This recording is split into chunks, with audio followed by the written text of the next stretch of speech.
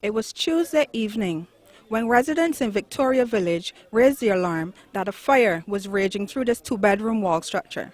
The community rallied together to save the home where Henderson Powell lived with his son and his uncle, but their efforts were in vain, leaving the family of three homeless and the community close to tears. I was at home, I just got a phone call to the house on fire. By the time I reach over here, the old house is blazing. Alright. Yeah, when I came, I made people throwing water and spraying with the holes and whatever, but it didn't do any help. Well, I have to figure out something. Basically, I have to figure out something. So I'm a strong person. I will move on from this. Residents of Victoria Village gave SVG-TV News an account of what occurred when the fire started. Well, when I come and meet everybody, three holes, one son, I'll come and give a helping hand. I see nobody save nothing. Connect fire, nobody can go inside to save no fire, save nothing at all. And before the fire truck come, just we have helping, support before the fire truck. Fire truck do less. I was so frightened when I see the fire start. I was so frightened. I started to call out and tell people fire, the house burning down. So I'm so sad about it. Well, the fire started from behind the house. You understand? We sit down here, we see the thing we thought was like bush burning up behind the house.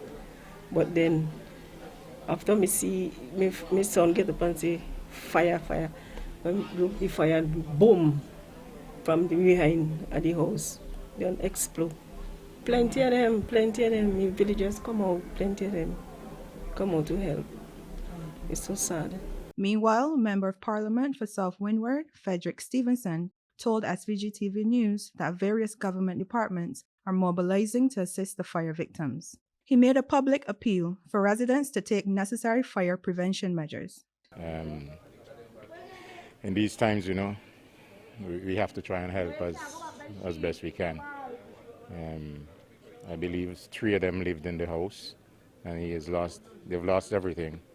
And the police were on the scene last night, I was told, and they took a statement from him. So we would also get the police report. As I said, I'd speak to his aunt, who was coming up today, and see how social welfare could assist with furnishings and maybe some clothing and some monetary assistance. Well, I mean, I would just like to encourage persons to keep themselves safe, to ensure that, if they're leaving home, that they ensure that the electricity is turned off, if they have a fan in their house. I don't know what's the cause of the fire, but those are some of the things that if you leave on a fan, or if you had no electricity, you leave a candle or a lamp and something and it falls down, it could cause a fire. But we have to try and keep ourselves safe and keep our homes safe. The cause of the blaze is yet to be determined. Reporting for SVG-TV News, Christina Smith.